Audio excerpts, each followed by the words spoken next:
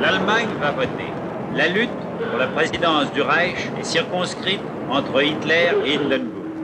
Et c'est dans le calme qu'à Berlin, le peuple va aux urnes. Déjà, partout, s'étale l'effigie d'Hitler, l'homme qui vient. Quelques mois avant les élections allemandes, sous la pression de Washington et sous l'effet de la crise, les réparations ont été annulées. Trop tard pour que l'opinion allemande s'en satisfasse et s'en rassure. En avril 1932, Hitler obtient 37% des voix et arrive en deuxième position. Hitler a perdu, mais c'est l'homme fort du moment. Aucun gouvernement ne peut se constituer sans lui.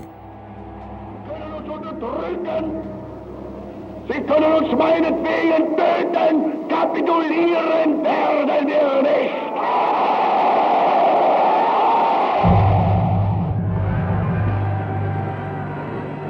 Hindenburg est réélu président de la République. À 84 ans, sous son casque à pointe, ce vieux soldat égaré en politique semble à peine tenir en équilibre. Il se laisse convaincre de nommer Hitler chancelier.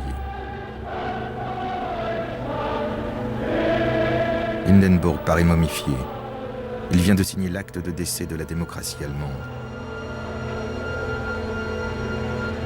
9 ans après l'échec de son putsch de Munich, Hitler est à la tête d'un parti puissant, sans foi ni loi, appuyé sur des sections d'assaut qui étalent leurs forces et des millions de sympathisants. Il a les mains libres pour mettre en œuvre sa politique, celle-là exactement qu'il avait exposée dans Mein Kampf et à laquelle on n'avait guère prêté attention. Joseph Goebbels, nommé ministre de la propagande, écrit le soir même dans son journal « Nous allons enfin mettre de l'ordre dans cette porcherie ».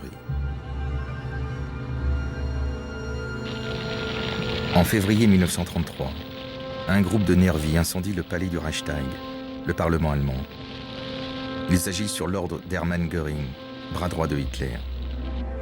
La police se saisit d'un jeune communiste hollandais qui est présent sur les lieux. C'est un accusé idéal. Dès le lendemain, Hitler attribue le forfait à un complot communiste.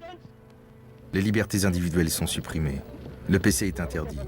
4000 de ses responsables et un grand nombre d'autres opposants sont déportés dans des camps de concentration, comme Dachau et Oranienburg. Le 1er mai, le régime célèbre la fête du travail dans une manifestation gigantesque.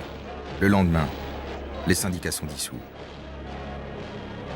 En juillet 1933, moins de 6 mois après l'accession de Hitler au pouvoir, le parti nazi est proclamé parti unique.